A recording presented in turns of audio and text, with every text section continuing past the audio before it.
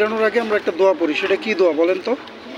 আল্লাহুম্মা ইন্নী যালামতু নাফসি ফাগফিরলি মাগফিরাতাম মিন ইনদিকা ইয়ারহামনি ইন্নাকা আনতাল গফুরুর রহিম।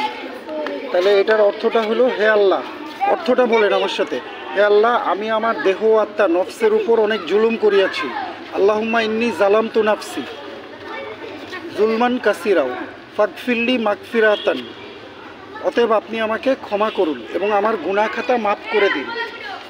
মিন ইনদিকি ইয়ারহামনি ইন্নাকা আনতাল গফুরুর রহিম, নিশ্চয়ই আপনি ক্ষমাশীল ও দয়াময়। ঠিক না? তাহলে বাংলাটা আমরা আরেকবার বলি, কি?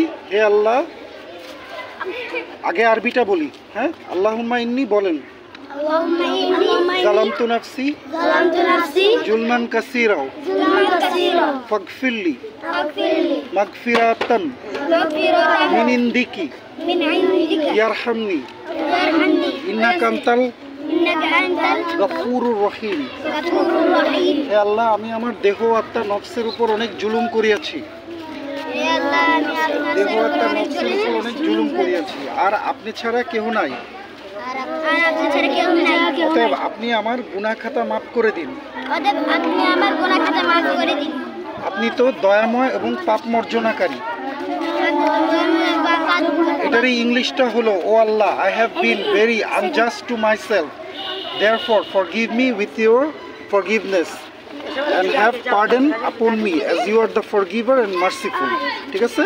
কারণ আমরা তো ইংলিশ, বাংলা আর আরবি তিনটাই আমাদের শিখতে হবে, তাই না? লেচুটা আমাকে দেন, আমি একটু খাই।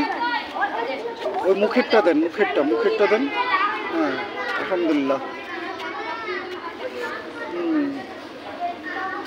তো এটা কি? এটা দেন আমাকে, বের করে দেন। Thank you. মাশাআল্লাহ। তাহলে আজকে এইটুকুই। হ্যাঁ, আলহামদুলিল্লাহ। এরকম করে